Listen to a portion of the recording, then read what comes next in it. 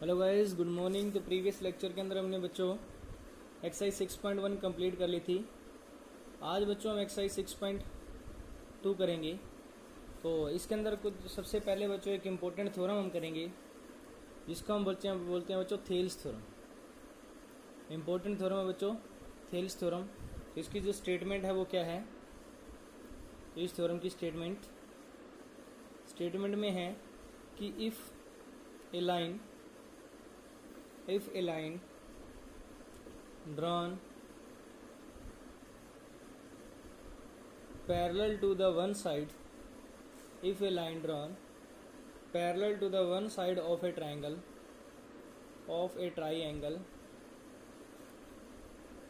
to intersect the other two side to intersect the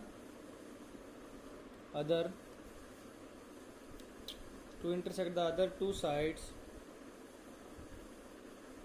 in distinct points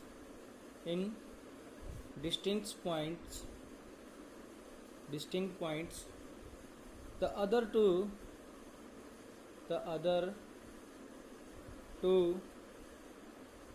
sides are divided in the same ratio. Other two sides are divided in the same ratio. तो देखिए क्या बोला गया बच्चों कि एक line है parallel to a triangle, a line drawn parallel to one side. एक लाइन ड्रॉ की गई है, ये एक ट्रायंगल है, इसके वन साइड के पैरेलल एक लाइन ड्रॉ की गई है बच्चों।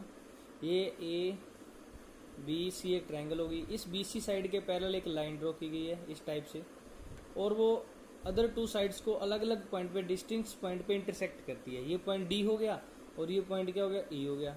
अब हमें शो करना है कि other two sides are divided in same ratio, कि जो अदर टू साइड्स है वो सेम रेशियो के अंदर डिवाइड होती है। Means A D divide by D B is equal to A E divide by E C. हमें क्या करना है बच्चों, प्रूव करना है इसके अंदर। तो देखिए गिवन क्या हो गया, गिवन सबसे पहले गिवन लिखिए। गिवन में क्या है, ए in triangle A B C, आपके बाद डी ई है वो बच्चों पैरेलल है किसके, बी सी के। डी ई पैरेलल क्या हो गया, बी सी के। And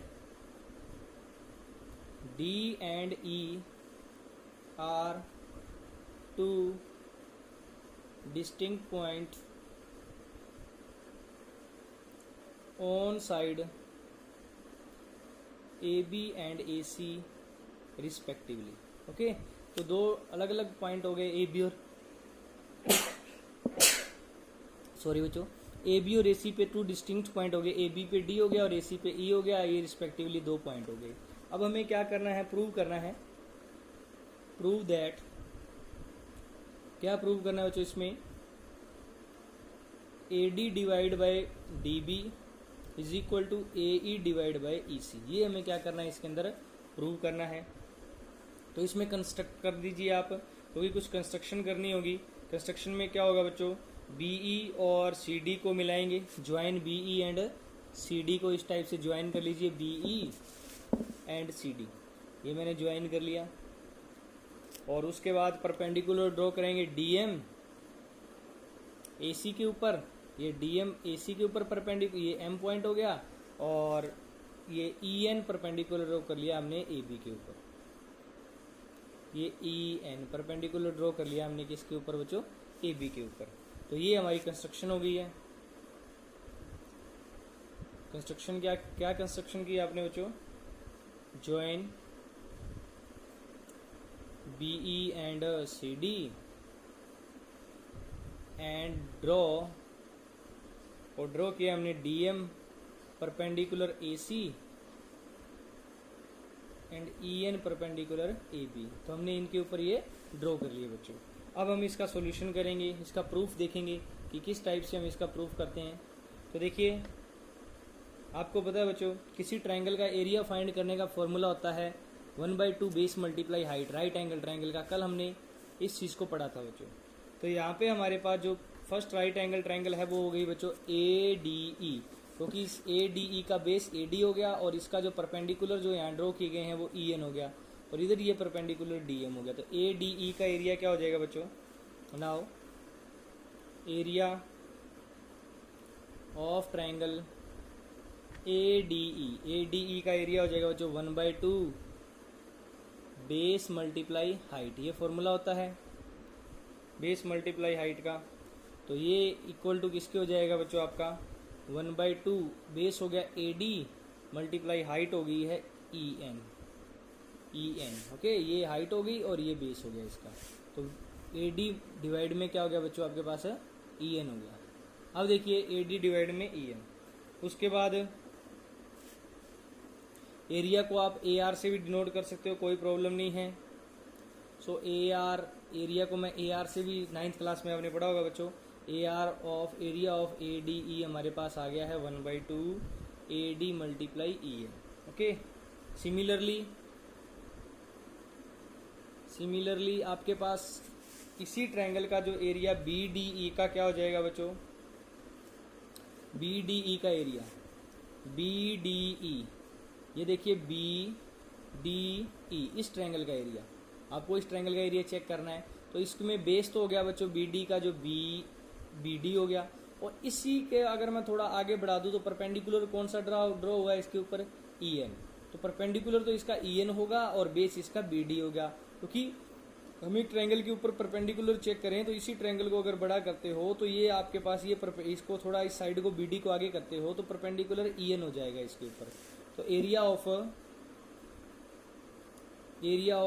B D E, triangle B D E का एरिया क्या हो जाएगा बच्चों? 1/2 बेस हो गया इसका डी बी और इसका परपेंडिकुलर हो जाएगा ई एन। ओके, इसी तरह से एरिया ऑफ जो ए डी ई है ये आपके पास नाउ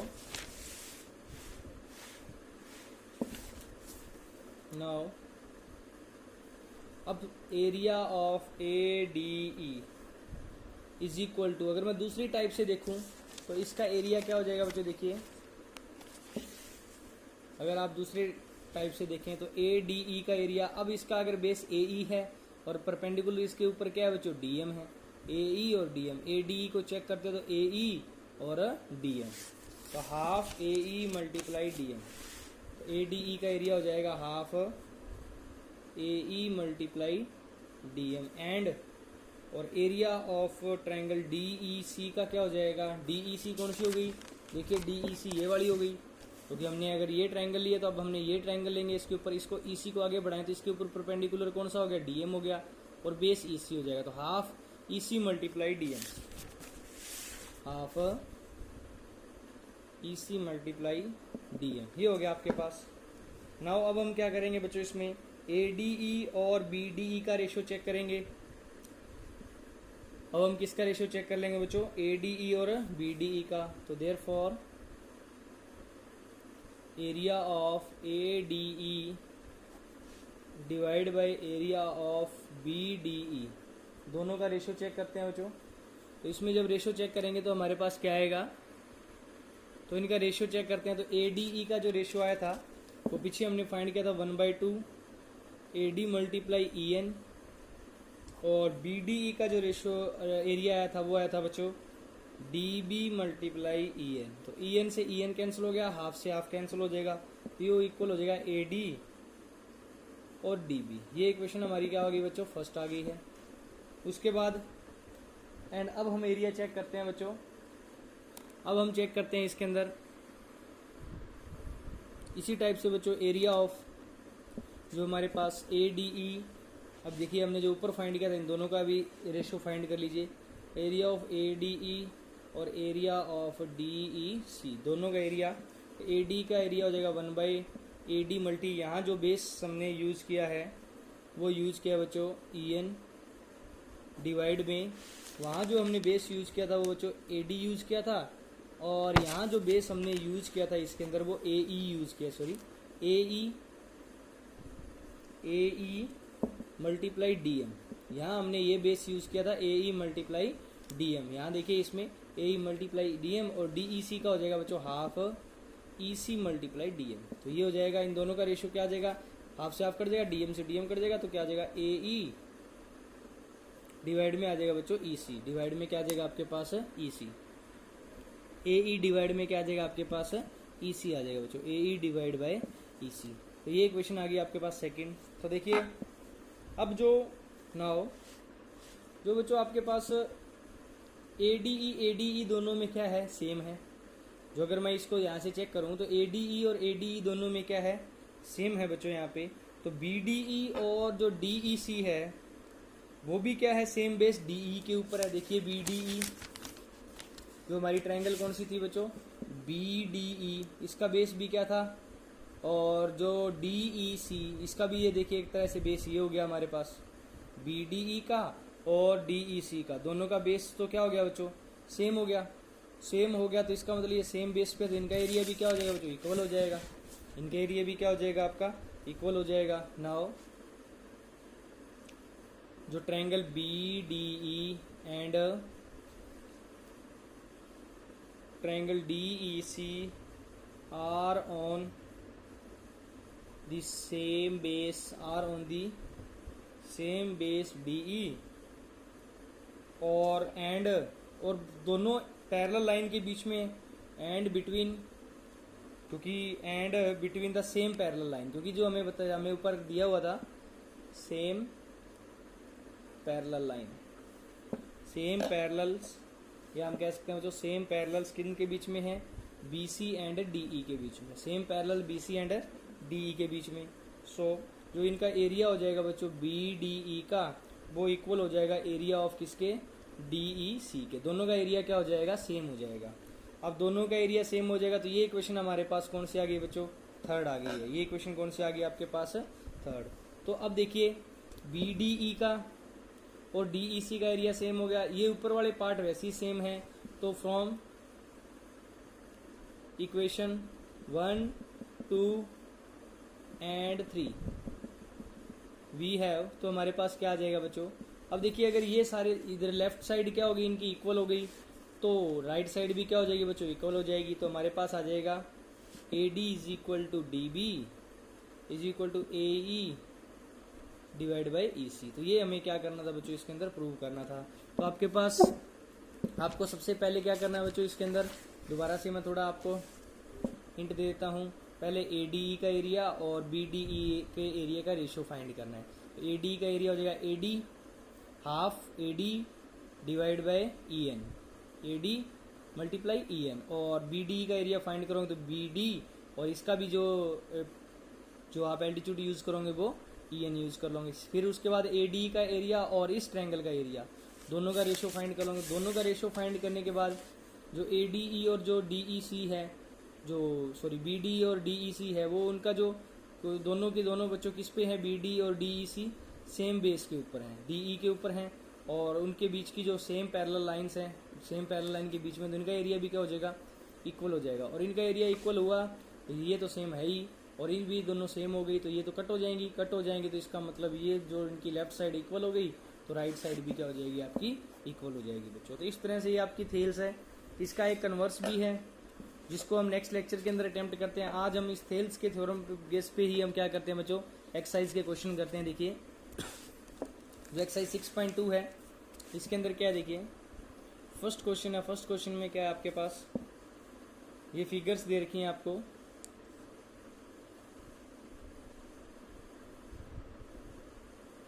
इसमें क्या पूछा गया है, ए बी सी, ये 1.5 सेंटीमीटर है, ये 3 सेंटीमीटर है, ये 1 सेंटीमीटर है, ये डी हो गया, और ये पॉइंट क्या हो गया आपके पास, ई हो गया बच्चों। हमें फाइंड करना है यहाँ पे कि डी ई गिवन क्या हो गया हमारे पास, गिवन हो गया बच्चों। फर्स्ट में डी ई पैरेलल है बी सी के, एंड आपके पास ए डी कितना हो गया बच्चों, 1.5 सेंटीमीटर, बी डी हमारे पास हो गया 3 सेंटीमीटर, डी बी या बी डी, और ए ई हमारे पास हो गया बच्चों कितना, 1 सेंटीमीटर, ये हो गया। उसके बाद हमें इसमें क्या क्या फाइंड करना है, फर्स्ट पार्ट जो find E C in first and A D in second. तो ई सी हमें फर्स्ट पार्ट में फाइंड करना है, ई सी, तो हमारे पास क्या है यहाँ पे फाइंड करना है बच्चों, ई सी। तो इसका सॉल्यूशन करेंगे तो हमें फाइंड करना है यहाँ पे ई सी की वैल्यू फाइंड करनी है। तो सॉल्यूशन क्या करेंगे बच्चों, देखिए डी ई पैरेलल है बी सी के, ये हमें क्या हो गया, गिवन हो गया। तो यूजिंग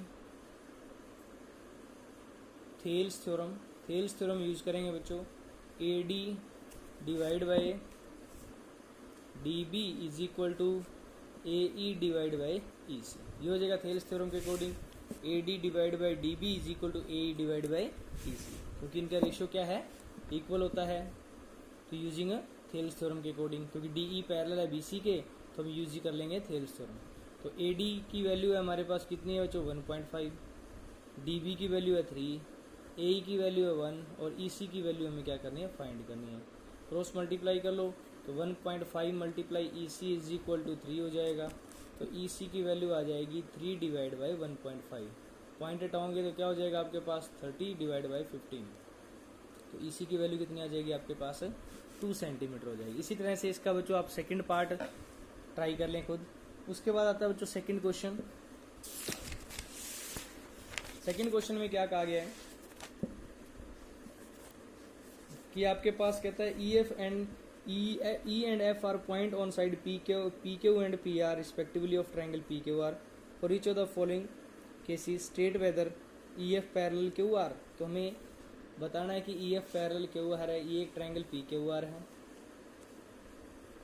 और इनके ऊपर जो पॉइंट है बच्चों वो इसके ऊपर ई हो गया और इसके ऊपर क्या हो गया, एफ हो गया, पी क्यू आर। तो E and F are the point, E P Q के ऊपर ई पॉइंट हो गया और पी आर के ऊपर कौन सा हो गया बच्चों, एफ पॉइंट हो गया। Each of the following state whether E F parallel Q are, की ई एफ है वो, इन दोनों को मिला दें, ई एफ पैरेलल क्या क्यू आर, ये हमें क्या बताना है कि E F parallel Q R है। हमें नीचे क्या दे रखा है बच्चों, तो गिवन क्या हो गया हमें, इन triangle P Q are, in triangle P Q R E and F are point on sides P Q and P R respectively. ये हमारे साइड्स पे पॉइंट हो गए और एंड आपके पास पी ई की वैल्यू है 3.9 सेंटीमीटर, ई क्यू की वैल्यू है फर्स्ट पार्ट के अंदर, ई क्यू की वैल्यू है 3 सेंटीमीटर, पी एफ की वैल्यू है आपके पास 3.6 सेंटीमीटर और एफ आर की वैल्यू है आपके पास बच्चों 2.4 सेंटीमीटर। ये वैल्यूज़ आपको दे रखी हैं। तो हमें क्या बताना है बच्चों कि E F parallel Q R, ये स्ट्रेट करके ये हमें बताना है कि E F parallel Q R है या नहीं है। We have to check E F parallel Q R. तो हमें where we have to check, we have to state E F parallel Q R, कि E F parallel Q R है या नहीं है। तो इसका सॉल्यूशन देखते हैं। सॉल्यूशन में देखिए तो नाउ सॉल्यूशन करेंगे तब देखिए P E divide in triangle P Q R, हम P E divide by E Q is equal to P F divide by F R का रेशियो चेक करते हैं बच्चों। क्या चेक करते हैं, इसका रेशियो चेक करते हैं। अगर इनका रेशियो सेम आ गया तो हम कहेंगे कि जो ट्रायंगल पी क्यू आर में ई एफ पैरेलल किसके है, क्यू आर के। अगर ये रेशियो इक्वल आ गया तो ओके। तो पी ई कितना है आपके पास 3.9 है, ई क्यू आपके पास 3 है, पी एफ आपके पास 3.6 है और ये 2.4 है। तो सबसे पहले इसका रेशियो चेक करना था आपको, अलग अलग रेशियो चेक कीजिए बच्चों। Sorry, P E divide by E Q, P E divide by E Q, P हो गया 3.9, ई क्यू हो गया 3 सेंटीमीटर। इसको ये कट हो गया, कितना आ जाएगा बच्चों 1.3 आ गया। कितना आ गया आपके पास 1.3 आ गया। उसके बाद आपके पास देखिए इसी टाइप से बच्चों आपका कौन सा रेशियो चेक करना है आपने, P F divide by F R. कौन सा चेक करना है बच्चों, P F divide by F R. आप P F divide by F R ratio check कर लेना। अगर रेशियो सेम आ गया तो हम कहेंगे बच्चों की ई एफ पैरेलल है किसके, क्यू आर के। ई एफ किसके पैरेलल है, क्यू आर के। इसी तरह इसके तीनों पार्ट जो बच्चों है वो इसी तरह से आपने चेक करने हैं कि अगर इनके जो रेशियो है वो सेम आ जाए तो वो पैरेलल हैं, और अगर पैरेलल हैं तो उनका रेशियो इक्वल रख दीजिए, तो आपको कोई वैल्यू फाइंड करनी है वो फाइंड हो जाएगी। तो इसमें जो आपके आज के जो इसमें जो क्वेश्चंस हैं बच्चों वो फाइंड करने वाले हैं कि आपको किस किस का रेशियो फाइंड करना है। आप यहाँ पे पी एफ और जो एफ आर का रेशियो और चेक कर लेंगे। पी एफ और एफ आर का रेशियो चेक करने के बाद आपके पास ये 1.3 आए, अगर वो भी 1.3 आ जाए, 3.6 डिवाइड में 2.4 है तो ये 1.3 नहीं आएगा बच्चों, तो इक्वल नहीं है रेशियो यहाँ पे। इट मीन्स हम कहेंगे कि we can say that E F is not parallel to Q R. क्यों? क्योंकि हमने कौन सी थ्योरम पढ़ी थी बच्चों? थेल्स थ्योरम पढ़ी थी, where ratio is not equal to then by Thales theorem E F is not parallel to Q R. तो इसमें आ जाएगा आंसर आपका कि ये दोनों पैरेलल नहीं है। तो इस तरह से आप चेक कर लेना इसके सेकंड पार्ट और थर्ड पार्ट भी। तो आज के लिए बच्चों इतना ही करेंगे। नेक्स्ट लेक्चर के अंदर हमारे जो प्रूव करने वाले क्वेश्चन है कि किस टाइप से हमने प्रूव करना है इनको, वो करेंगे नेक्स्ट लेक्चर के अंदर। Thank you, have a nice day.